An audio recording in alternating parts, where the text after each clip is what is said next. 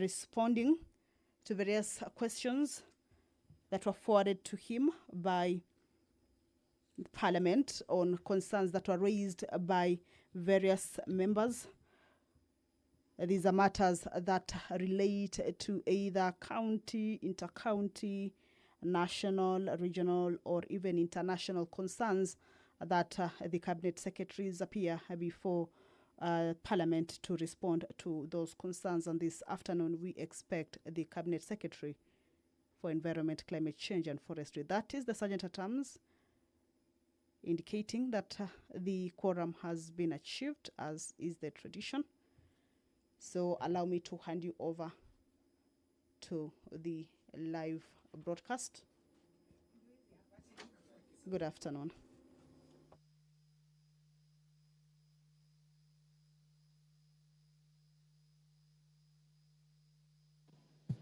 Members, we now have quorum to transact business. Clerk.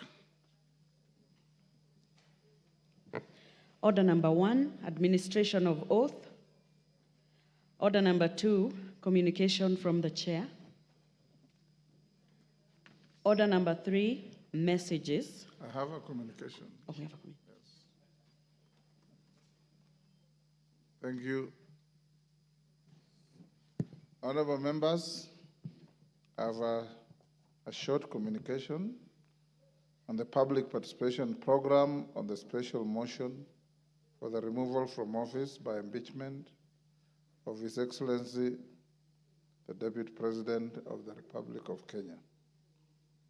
Honorable members, further to the communication issued yesterday on consideration of the special motion for the removal from office by impeachment of His Excellency Rigathi as the Deputy President of the Republic of Kenya, and today's briefing on the public participation program relating to the consideration of the special motion, I wish to guide further in the matter.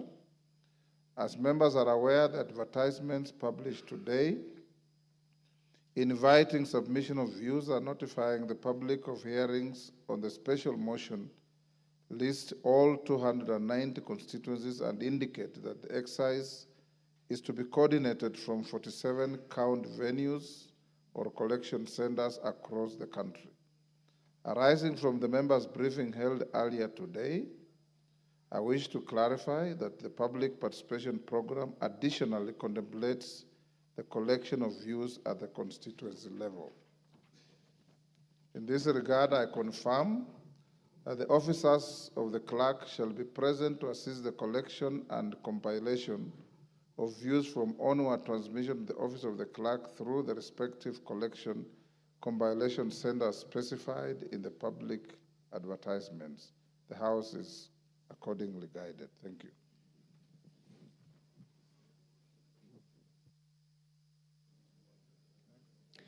Order number 3, messages. Order number 4, petitions. Order number 5, papers. Majority Leader.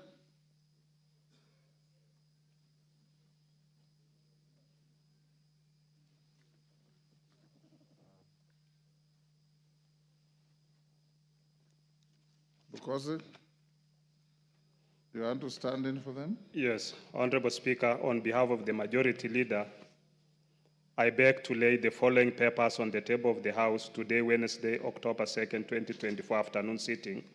1, the 2024 Annual Public Debt Management Report from the National Treasury and Economic Planning, and 2, the Independent Electoral and Boundaries Commission, IBC, Annual Report for the period ended 30th June 2024.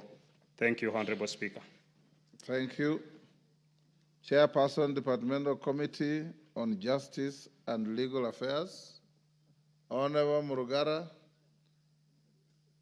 your report is on my desk. It's on my desk, yeah. I'm going through it and have some issues with it. I need to discuss with you. I've been informed. I was informed, Your Honor, I was informed. I have to come and see you. We have a discussion. Excellent. Thank you very much. Next order. Order number 6, notices of motion. Order number 7, questions and statements.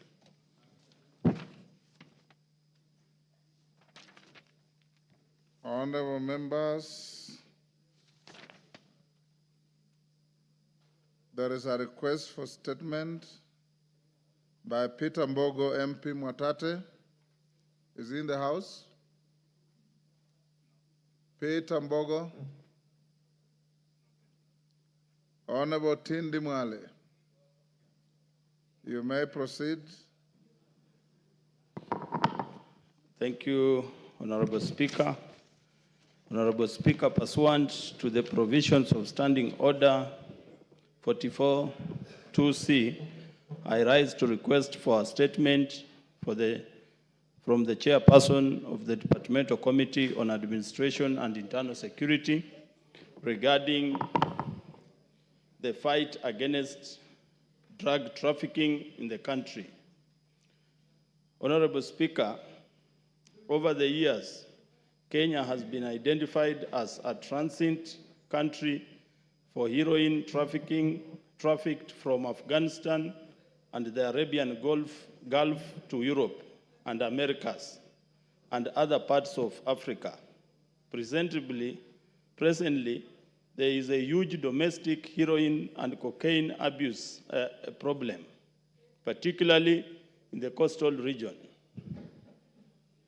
Despite concerted effort by the government, there have been reports of state and public officials facilitating the inland movement of heroin and other drugs, as well as the activities of certain organized crime groups.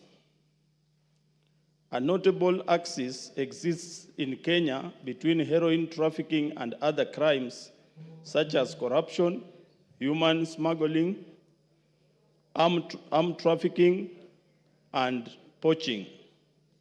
The country also remains a transshipment point for the global cocaine trade.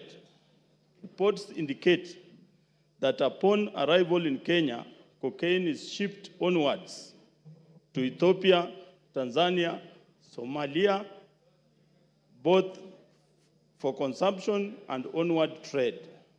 It is noted that Kenya's cocaine trafficking market is attributed to limited maritime enforcement capabilities and hampered drug interception, as well as involvement of law enforcement officers who have been identified as the primary organizers and facilitators of cocaine distribution and retail sale within the country. Honorable Speaker, it is against this background that I request for a statement from the Chairperson of the Departmental Committee on Administration and Internal Security to appraise the House on the following. Roman 1, the number of users of hard drugs in the country registered by National Authority for the Campaign Against Drug Abuse, NACADA, with specific focus on heroin and cocaine. Roman 2, the reported involvement of the law enforcement officers, especially Kenya Police and the National Intelligence Service, in facilitating cocaine transit, distributing, and sale in the country.